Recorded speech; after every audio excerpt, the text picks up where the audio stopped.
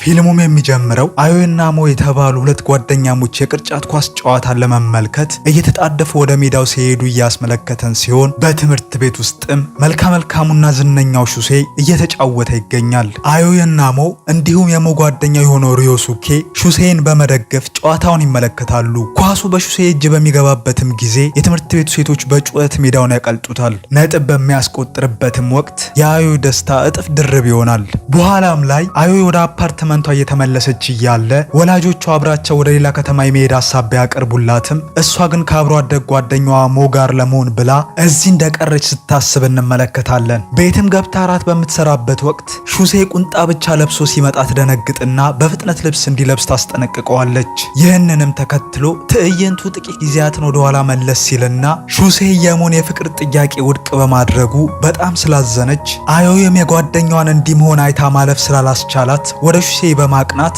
ሞ ጋር ሄዶ ይቅርታ እንዲላት ትጠይቋለች። ሹሴ ግን አዮን አፈፍ አድርጎ ወደ ራሱ በማቅረብ አይኗን ሲመለከት በሁኔታው የደነገጠችው ማዮይ በፋራው ረግጣ ከደረጃው ላይ እንዲወድቅ ታደርገዋለች።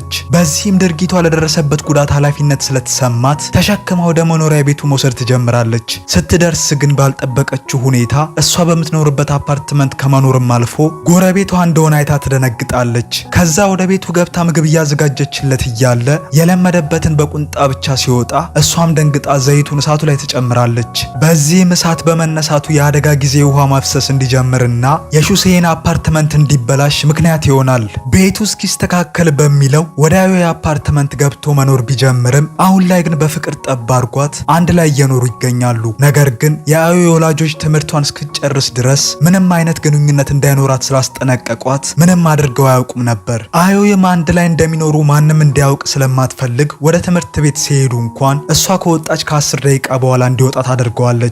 በመንገድም ላይ አዮይ ሞና ሪዮሱኬ እጅ ለእጅ ተያይዞ ሲሄዱ ስታይ እሷና ሹሴም ነፃነት እንዲኖራቸው ትመኛለች። ሆኖም ግን ሞና ሪዮሱኬ አዮና ሹሴ ፍቅር ውስጥ እንዳሉና አብረው እንደሚኖሩ እንደሚያውቁ እንረዳለን። ወደ ትምህርት ቤቱ ግቢም ሲገቡ በቅርቡ ትምህርት ቤታቸውን የተቀላቀለው ሪዮንን ይመለከታሉ።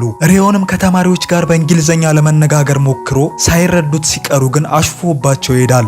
በማይመለከታት ሁሉ የምትገባው አዮይም ይህንን ተመልክታ ማለፍ ስላልቻለች በንዴት አስቁመው በጃፓንኛ እንዲናገር ትጠይቀዋለች። ጉረኛው ሪዮን ግን ንግግሯን ከቁም ነገር ሳይቆጥረው ስቆባትም ሲሄድ አዮይም ይበልጥ ተናዳ እየሮጠች ስትከተለው ድንገት ተደናቅፋ ስትወድቅ ሱሪውን ታወልቅበታለች። በዚህም የተናደደው ሪዮን ይቅርታ እንድትጠይቀው እያዘዘ እጇን ሲጎትታት በሰዓቱም ሹሴ ይደርስላታል። ነገር ግን ሁለቱ በሚተያዩበት ጊዜ ዘመድ እንደሆኑና እንደሚተዋወቁ እንረዳለን። ከዛ ሪዮን ሹሴን ቅርጫት ኳስ እንዲጫወቱና 3 ነጥብ ያስቆጠረ እንደሚያሸንፍ ገልጾ ቀጥሎም ሹሴ ከተሸነፈ አብሮት ወደ አሜሪካ እንደሚሄድና እዛ እንደሚማሩ ይነግረዋል። ሹሴ በመጀመሪያ ባይስማማም ሪዮን ሲያሹፍበት ግን ወዲያውንም በውርርዱ ተስማምቶ ጨዋታውን ይጀምራል። ብዙም ሳይቆይ ሹሴ በቀላሉ አሸንፎት መውጣት ሲጀምር ሪዮንም ተናዶ ጮክ ብሎ ሹሴ እዚህ በጣም የሚወዳት ፍቅረኛ ስላለችው ለዚህ ነው አሜሪካ መሄድ ማይፈልገው ብሎ ይናገራል። በሚገርም ሁኔታ ግን ሹሴ አልተቃወመም። በሚቀጥለውም ቀን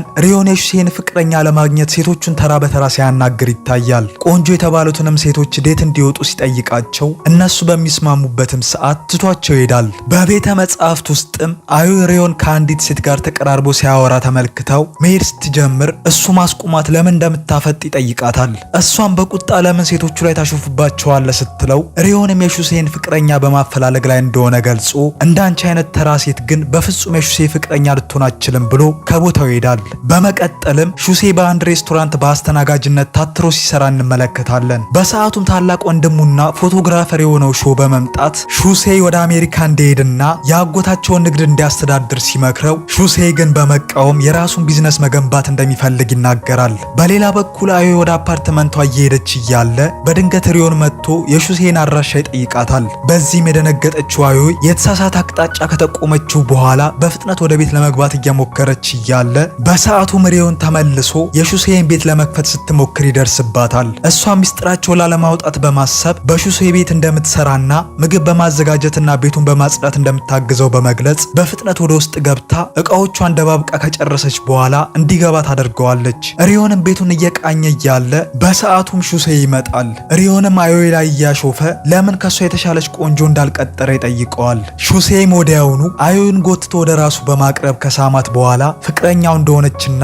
አብረው እንደሚኖር ይገልጽለታል። በዚህም የደነገጠው ሪዮን የአዮይን ጉድለቶች መደርደር ሲጀምር ሹሴ ማስቆሞት የአዮይን ምርጥና ልዩ የሆነው ማንነቷን እስኪመለከት ድረስ አብሯቸው እንዲቆይ ይጠይቀዋል። ሪዮንም በሀሳቡ ተስማምቶ ሶስቱ አብረው መኖር ይጀምራሉ። እሷም ጣፋጭ ምግቦችን ትሰራላቸዋለች። በጊዜ ሂደትም ሪዮን የአዮይን ምርጥ ጎኖች መመልከት ይጀምራል። ምግብ ስታበስል፣ ክፍሉን ስታጸዳና ለእነሱ እንክብካቤ ስታደርግ እንዲሁም ያለ እረፍት ስትሰራ በመመልከቱ ለእሱ ያለው አመለካከት ቀስ በቀስ እየተቀየረ ይመጣል። በአንድም ምሽት ሪዮንና አዮይ እንቅልፍ እምቢ ብሏቸው እያወሩም እያለ ሪዮንም ነገር መፈለግ ሲጀምር አዮይን በጣም ትናደድና ከተኛችበት ተነስታ ለመጣላት ትሄዳለች። በዚህ መሃልም ሹሴ ነቅቶ በመጣላታቸው ይስቅና መስማማት አልቻለችውም ብሎ ከቤቱ ያስወጣዋል። ለሪዮን ያዘነችው አዮይ ካሁን በኋላ እንዳያናዳትና መጥፎ ቃል እንዳይናገራት ቃል አስገብታው እንዲገባ ትፈቅድለታለች። በቀጣይም ሪዮንና ሹሴ በሾ ስቱዲዮ ሞዴሎች ሆኖ ፎቶ ሲነሱ እንመለከታለን። ከጨረሱም በኋላ ሾ ከሹሴ ቦርሳ ውስጥ የአሜሪካ ዩኒቨርሲቲ ማመልከቻ ሰነድ አግኝቶ ሲጠይቀው ሹሴን በምላሹ ለአዮይ የተሻለ ህይወት መስጠት እንደሚፈልግና ለዛ እየሞከረ እንደሆነ ይነግረዋል። እንዲህም እንዳለ ሪዮን መጥቶ ከሌሎች ሞዴሎች ጋር ሹሴ ምሳ እንዲበላ ሲጋብዘው ሹሴ ግን ወደ ስራ ሊሄድ እንደሆነ ገልጾ ከቦታው ይሄዳል። እሱም ከሄደ በኋላ ሾ ለሪዮን የአባቱን ንግድ እንዲያስተዳድርና ሹሴ ከአዮይ ጋር እንዲቆይ እንዲተወው ይነግረዋል። ከቆይታም በኋላ አዮይ ለሹሴ የልደት ስጦታ ጃኬት ለመግዛት ወደ ሱቅ ስትሄድ ሪዮንም ሳይታሰብ መጥቶ አብረው በመግባት ለሹሴ የመረጡትን ጃኬት ይሞክራል። እሷም ጃኬቱ እንደሚያምርና አሪፍ መሆኑን እየተናገረች እያለ ሪዮንም በድንገት ጎትቶ ወደ መቀየሪያው ክፍል በማስገባት ሊስማት ይሞክራል። እሷም በጣም ተናዳ በጥፊ መታ ወደ ራሱ ከመለሰችው በኋላ እሱን የቀረበችው የሹሴ ዘመድ ስለሆነ ብቻ እንደሆነ ነግራው ትታው ትወጣለች። አመሻሽም ላይ ሹሴ ወደ ቤቱ ሲመለስ አዮይን አጣትና ሪዮንን ይጠይቀዋል። ወጥቶም እየፈለጋት እያለ መንገድ ላይ ተናዳ ብረት ስትመታ ያገኛታል። እሱም በእርጋታ ቀረብ ብሎ እሱ በፍጹም የሪዮን ፍቃድ እንደማያስፈልገውና በሙሉ ልቡ እንደሚያፈቅራትም ገልጾ ህይወቱ ላይ እሷ በመኖሯ በጣም ደስተኛ እንደሆነ ይነግራታል። በማግስቱም አዮይ ሪዮንን ይቅርታ ለመጠየቅ በማሰብ ፑዲንግ ስትሰራለት እሱም በተመሳሳይ መልኩ ባሳየው ያልተገባ ባህሪ ይቅርታ እንድታደርግለት ፑዲንግ ሰርቶ እንደነበር እንመለከታለን። ይቅር ተባብለውም እየተመገቡ እያለ ሪዮን ሁልጊዜ እንደ ሹሴ መሆን እንደሚፈልግና ሹሴ በሁሉም ነገር ጥሩና ፐርፌክት ሰው እንደሆነ ይናገራል። በሰዓቱም ሹሴ በሩ ጋር ቆሞ ሳለ አዮይ ስለ ሹሴ ምርጥ ባህሪዎች መግለጽ ስትጀምር ይሰማታል። በዚህም በጣም ደስተኛ የሆነው ሹሴ ገብቶ አዮይን በሪዮን ፊት ይስማታል። በቀጣይም ትዕይንት አዮይ ከሞና ከሌሎች ጓደኞቿ ጋር በትምህርት ቤት ካፌ ውስጥ ሆና ሳለ ሌሎች ሴቶች ተማሪዎች መጥተው የሹሴ ፍቅረኛ መሆኗን ይጠይቋታል። አዮይም እንደምትመልስ ግራ ገብቷት በምትንተባተብበት ሰዓት ሪዮንም መጥቶ የሹሴ ሳይሆን የሱ ፍቅረኛ እንደሆነች ይናገራል። የትምህርት ቤቱ በዓለም ተቃርቦ ስለነበር የአዮይ ክፍል ተማሪዎች የውስጥ ካፌ ውድድሩን ለመሳተፍ ይወስናሉ። አዮይም አለቃ ተብላ ትመረጣለች። ለውድድሩ የሚሆናትን ኬክ በምትሰራበትም ጊዜ ሹሴ እየቀመሰ አስተያየት ይሰጣታል። እሷም ሜኑ ለመያዝ አስባ በሹሴ ጠረጴዛ ላይ ወረቀትና እስክሪብቶ ስትፈልግ በድንገት አሜሪካ ዩኒቨርሲቲ የተቀበለውን ደብዳቤ በማግኘቷ ልቧ ተሰብሮ እየሮጠች ትወጣለች። በቀጣይም የትምህርት ቤቱ የበዓሉ ቀን ደርሶ አዮይ የሰራችውን ኬክ ታቀርብላቸዋለች። ሹሴም በውጭ በኩል ሆኖ እየተቀበለ ነበር። በሰዓቱም ሪዮን መጥቶ አዮይን ሲያቅፋት ያዩና ፍቅረኛሞች እንደሆኑ ስለሆነ እነሱ የሚያውቁት የጥንዶች ውድድር ውስጥ ያስገቧቸዋል። አማራጭም ስላልነበራቸው ለመወዳደር ይገደዳሉ። ነገር ግን የሚጠየቁትን ጥያቄ ሁሉም ለማለት በሚቻል ደረጃ የተሳሳተ መልስ መልሰው በመሸነፋቸው እንደ ቅጣት መድረክ ላይ እንዲሳሳሙ ይጠየቃሉ።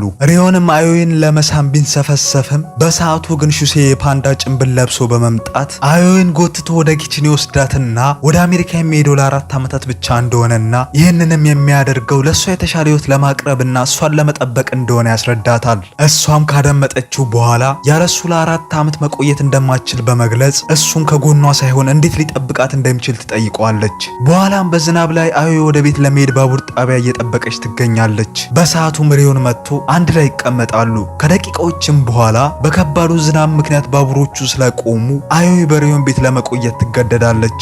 ሪዮንም ለሹሴ በመደወል ባቡሮቹ እየሰሩ ስላልሆነ አዮይ እሱ ጋር መግባቷን ይነግረዋል። ሹሴም አዮይን ለማናገር ቢፈልግም እሷ ለማውራት ፈቃደኛ አልነበረችም። ትንሽ ቆይቶ መልሶ ሲደውልም አዮይ እየታጠበች እንደሆነ ሲነግረው በዚህም የተናደደው ሹሴ ጃኬቱን ደርቦ እየሮጠ ወደ ሪዮን ቤት መሄድ ይጀምራል። በመንገዱም ከአዮይ ጋር የነበራቸውን የደስታ ጊዜ እያሰበ ወንድሙ ሾ ከፊቱ በመምጣት መኪና ውስጥ እንዲገባ ይነግረዋል። ሹሴም ለምን ብቻውን እንደማይተወት ተማሮ ቢናገርም ወንድሙ ግን አቅፎት በማረጋጋት ከምንም ነገር በላይ ከአዮይ ጋር መሆን ለሱ አስፈላጊ እንደሆነና ያንንም ግዴታ ማድረግ እንዳለበት ይነግረዋል። በሌላ በኩል አዮይ በመተኛት ሪዮን ቀረብ ብሎ አንሶላ ሲያለብሳት በእንቅልፍ ልቧም ሹሴ እያለበሳት የመሰላትም አዮይ ወደ ራሷ አስጠግታ ታቅፈዋለች። በዚህም ቅጽበት ሪዮን ራሱን መቆጣጠር ስላልቻለ አዮይን ይስማታል። በዚህም አዮይ ነቅታ ሪዮንን ስትመለከተው በድንጋጤ ገፍትራ ትጥለዋለች።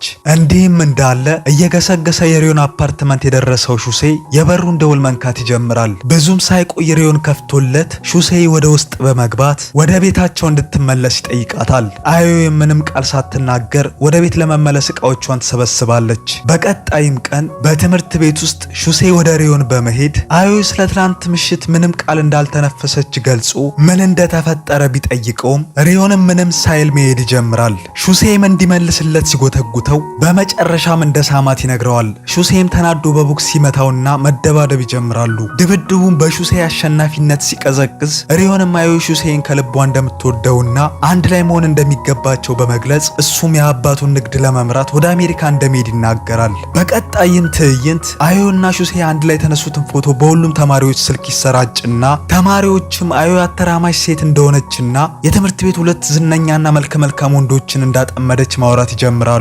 በዚህም ከጉልበተኞች ተማሪዎች አንዷ ልትጥላት ስትሞክር ሹሴ በቦታው ደርሶ ሳትወድቅ ይዛታል። በመጨረሻም በሁሉም ተማሪዎች ፊት አዮይ የሱ ፍቅረኛ እንደሆነች ይናገራል። በተመሳሳይም ሰዓት ሪዮን የድምጽ ማጉያውን በመጠቀም አዮይ የሱ ፍቅረኛ እንዳልሆነችና ሹሴና አዮይ ግን ፍቅረኛሞች እንደሆኑ ይናገራል። ቀጥሎም አዮይ የትኛውም አይነት ወንድ ሊወዳትና ሊመርጣት የምትችል ድንቅ ሴት መሆኗን በመናገር ያሞግዛታል። በመጨረሻም ሹሴ ለአዮይ ያለውን ጥልቅ ፍቅር በተማሪዎቹ ፊት ገልጾ የመሄድ ሀሳቡንም እንደተወውና ሁሌም ካጠገቧ እንደማይርቅ በመናገር ቀረብ ብሎ ከሳማት በኋላ አዮይ ለብዙ ጊዜያት ስትመኘው እንደነበረው በአደባባይ እጅ ለእጅ ተያይዘው ፍቅራቸውንና ነፃነታቸውን አውጀው ፊታቸው በደስታ እያበራ ሲሄዱ እያስመለከተን ፊልሙ ይጠናቀቃል። እኛን ማገዝ የምትፈልጉ ከሆነ ቪዲዮውን ላይክ፣ ቻናሉን ደግሞ ሰብስክራይብ በማድረግ ቤተሰብ እንድትሆኑ እየጠየቅን በሌላ ቪዲዮ እስክንገናኝ ድረስ በያላችሁበት መልካሙን ሁሉ ተመኘን።